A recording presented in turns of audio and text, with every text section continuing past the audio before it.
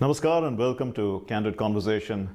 Our guest tonight is Minister of State, Independent Charge, Commerce and Industry, and we'll be focusing on demonetization and the impact it has had on trade and industry in our country, and also the advantages in terms of a digital economy. Thank you very much, ma'am, for being with us.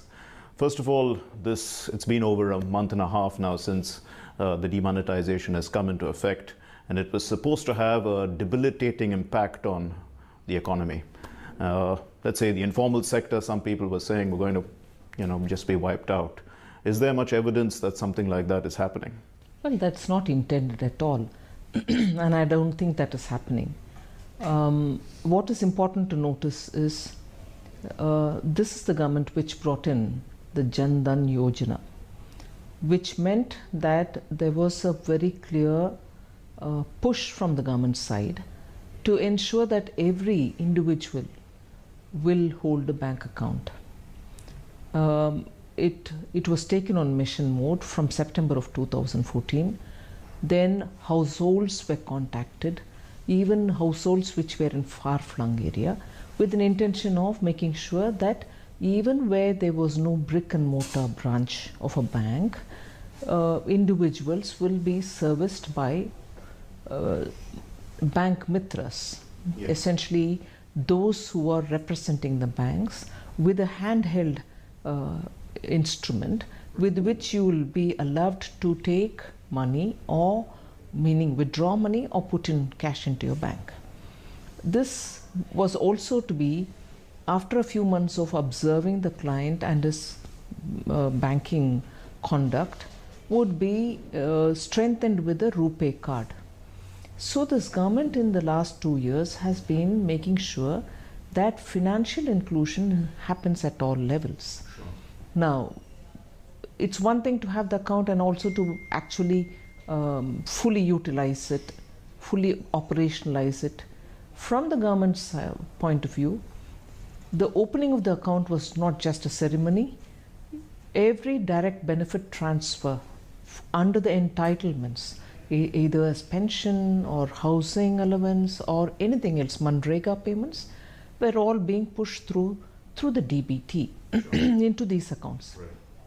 In other words, the government clearly laid a blueprint for making sure transactions are getting institutionalized. Absolutely. Now suddenly, if after the planned decision of the government on demonetization, in other words, swapping of removal of certain serial 500 and 1000, we are being told, oh my God, this economy depends on cash transactions and there's no provision for people to pay into accounts. It's a bit difficult to comprehend. If it is a matter of these number of people are still remaining, I can understand it without an account. But to be told that, look, majority of them still use cash, is a bit difficult to understand, because it was a major push of the government facilitated through bank mitras. Private banks also were made to understand that irrespective of the balance of the client, even a zero balance account was acceptable. So the groundwork has been laid absolutely before the decision was taken. But there was we were a heavily cash-dependent economy. People were used to that. Now there's a new normal. Are people adjusting to this new normal properly, or you're finding that people, even though they may have bank accounts, have not been using their bank accounts. They are used to cash. They have to start adjusting in their mind that we have to change the way we live. Is that happening? I think it is happening. In fact, this morning I was glad to read in some of the newspapers the less popular of the digital payment modes called the UPI, yes. Unified Payment Interface, on which many of the big banks are linked.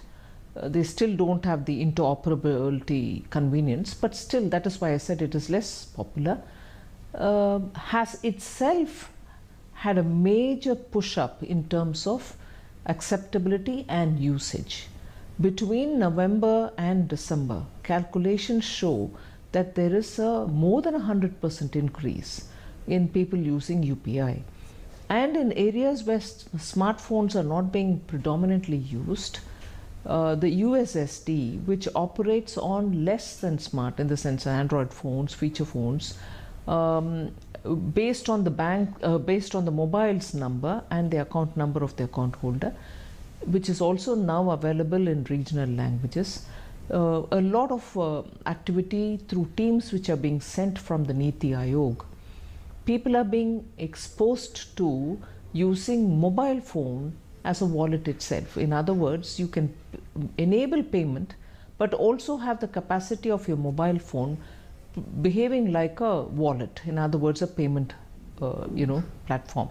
So I think there is a lot of change. Okay. In fact, most often when I'm asked this question, not just media, but even others who are talking about it, are so urban and who are well educated, well exposed, who have this reason to doubt, saying, oh my God, no, I don't use much of it except for using a card.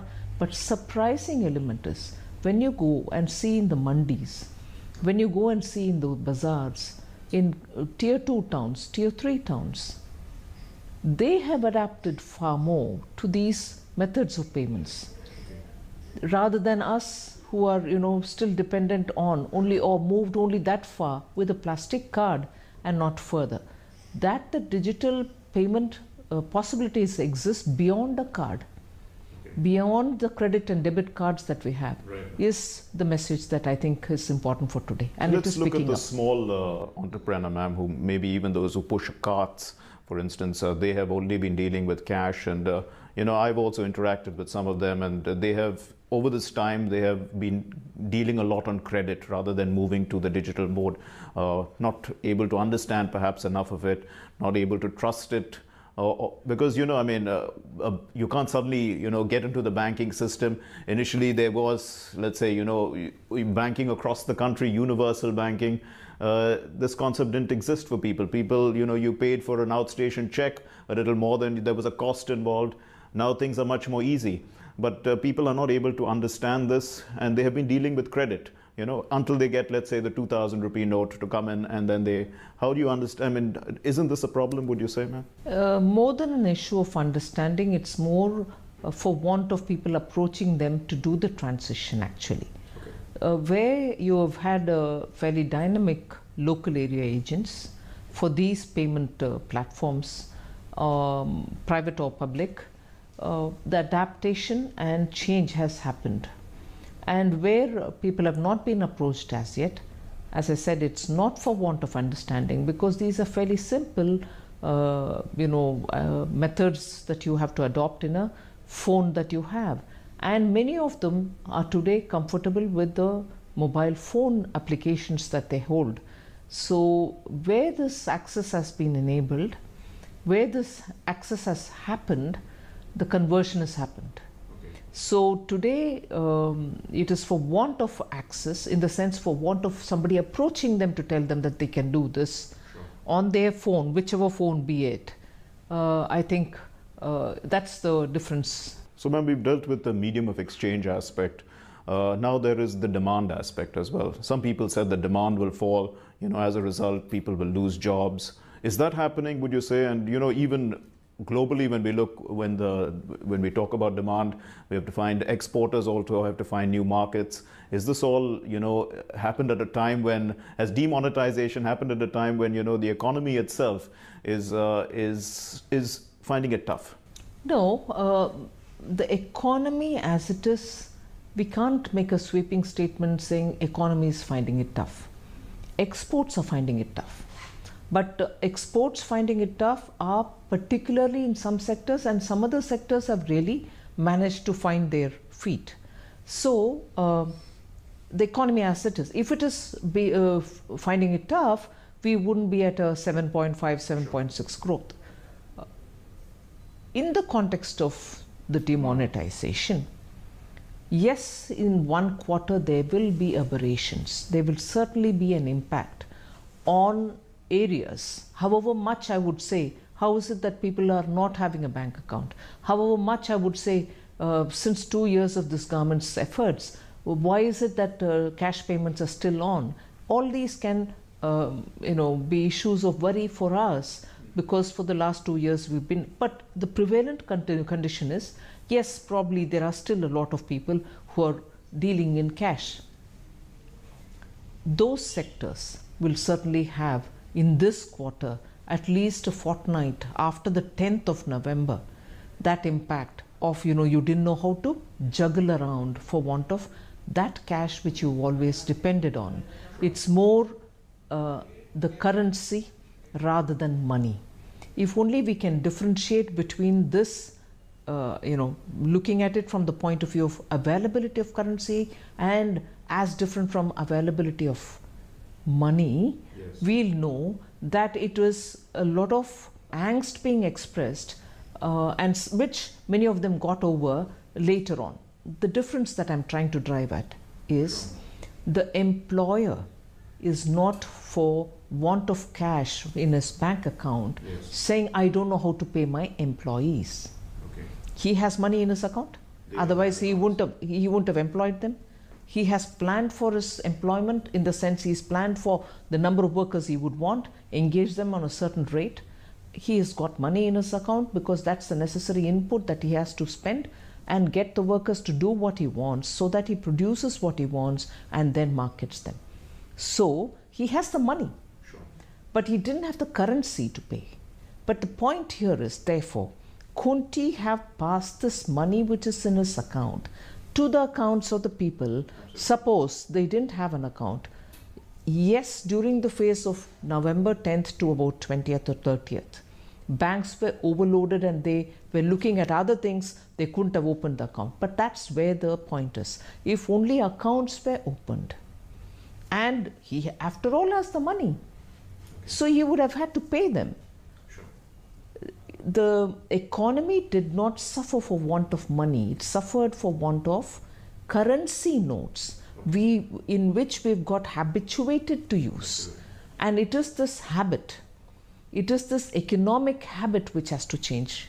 Right. Not because the Prime Minister has chosen to come with demonetization, yes, but if we only think about it, can an economy which emerges with 7.6% growth and which wants to reach at least 8 to 10% and sustain 8 to 10% for the next any number of years, yes, go on having cash transactions to the extent of using 86% of your entire currency basket in 500 and thousands, sure, and therefore escape being escape being noticed, escape being captured, in the sense, unless you are going to be able to track down these transactions, government's ability to tax also comes down to that extent. Yes. A parallel cash-based economy undermines government's ability to have better tax. So now a lot of the money has been remonetized, ma'am. So it is also available and it is circulating. Is there a fear that, cash transactions will continue to increase? Or should there be some sort of, let's say, society should frown upon cash transactions to some extent so that this less cash economy can actually become the new normal?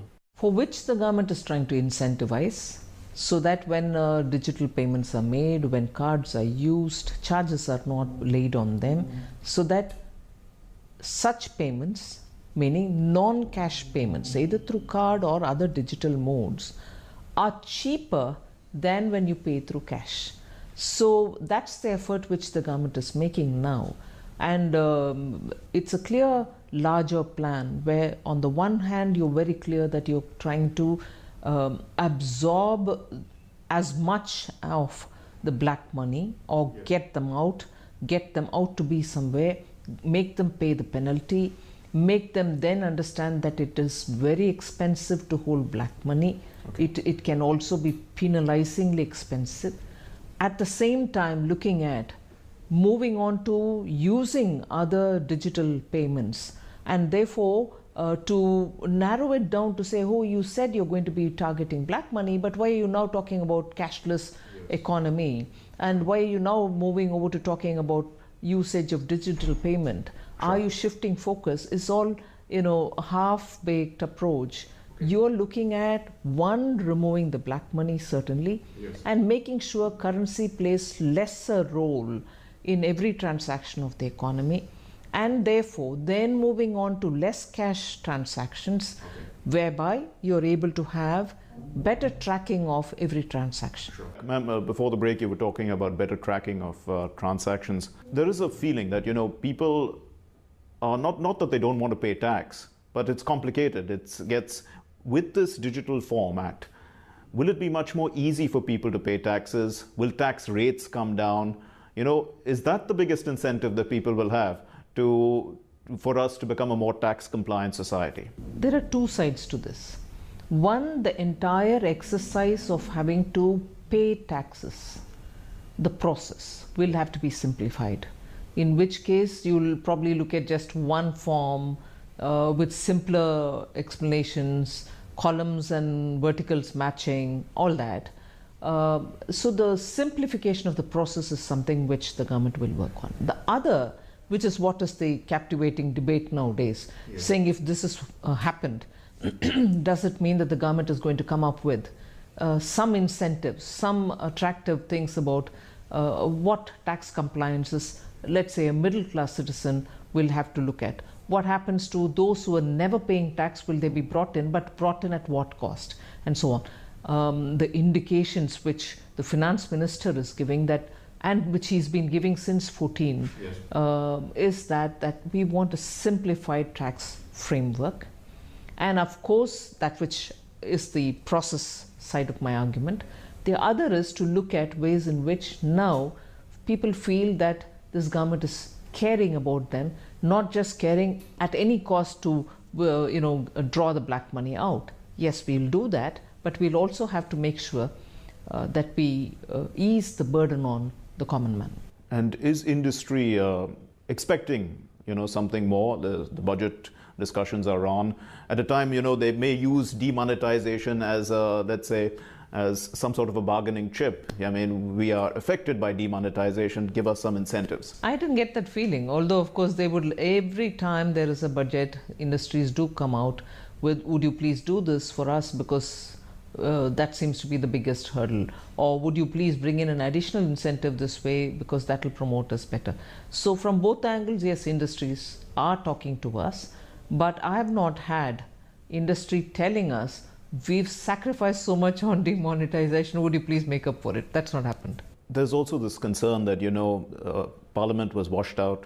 GST now, whether it's going to meet that 1st April target, and some finance ministers are also concerned that demonetization is going to derail the whole process. Is this, are we restarting this whole thing now on GST? I mean, with after demonetization? I don't think so. I think GST has a different purpose altogether. Although, of course, GST once introduced will add to this argument which I've been telling you about, that everything is going to be on digital mode in GST. Sure. The manual interface, the touch points are all going to be completely removed. As a result of which, every transaction, whether you buy a bunch of chocolates for your children, or you pay your corporate tax, or you pay your tax on transactions, everything is going to be captured digitally.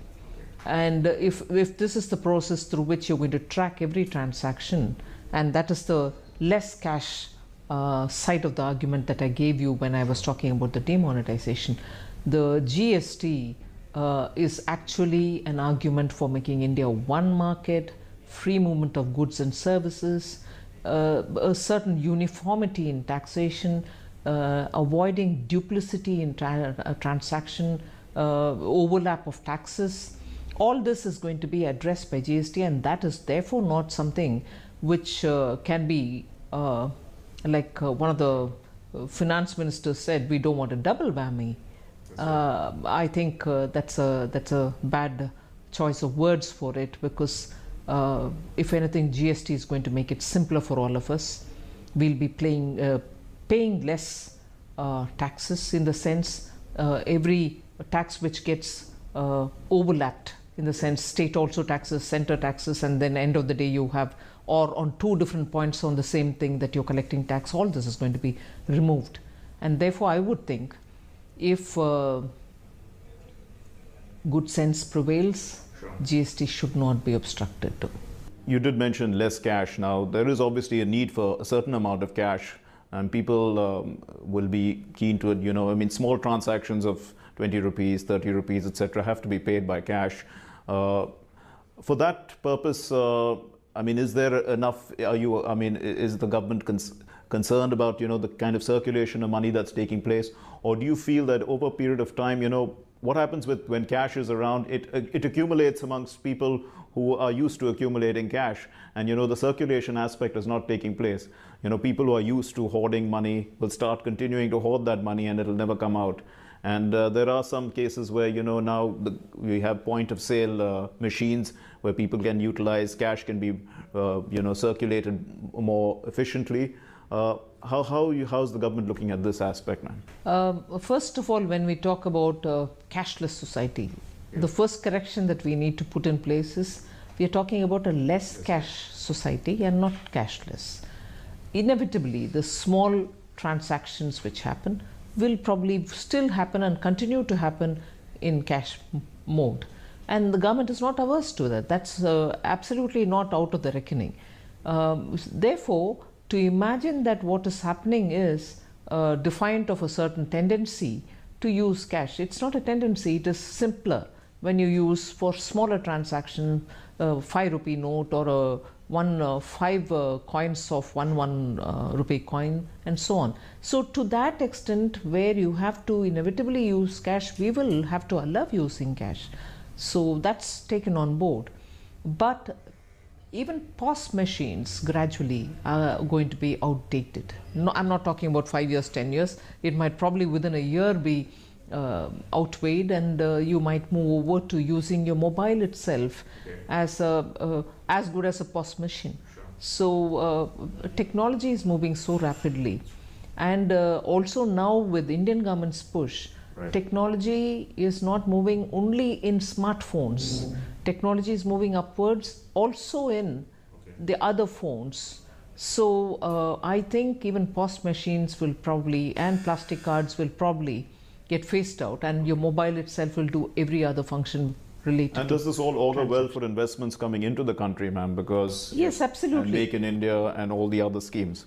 Look, when you're talking about an economy which still has a large component of cash transaction, there is this possibility of that which gets paid which is not recorded, leading to corrupt practices. Yes. Whereas when you make your payment, which is the payment towards declared charges, land registration, you will have to pay the government for it, and you pay only that and not more. Land buying and selling, you pay the person who sells the land to you at a price, and that is paid in all in white. So continuously, when the attempt is to make it more transparent, payment all kept clean and white, the investor feels that he comes into an economy which is a lot more predictable, which is a lot more clean. Sure. And he and his investments therefore are going into an area where everything is accountable and he is not going to be caught on a wrong foot badly. So for investment, this is a great opportunity, and that is why we keep saying that this measure of the government, sure, although, and I say this with due sincerity, although it has caused a lot of inconvenience to our citizens, is a measure which is going to make India a better economy, and in the long term all of us stand to gain. Right, ma'am. And also, globally, the WTO has also said that 2017 is not going to be a great year.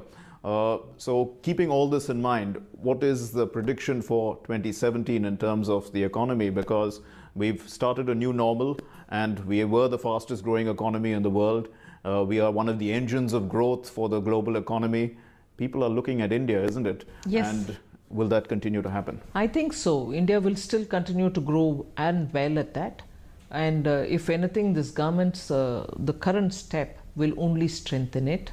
Globally, you had the IMF and the World Bank talking about trade, which is at somewhere between 3.1%, which is really not growing as much as the GDPs grow. Sure. They have increased it slightly by saying From 3.1 it might go up to 3.5, which is not a big growth, but then at least looking up. And I think our Indian exporters are definitely smart enough, they are competitive enough. With this demonetization and moving towards a greater transparent regime, 2017, our exporters should be able to make the best out of it.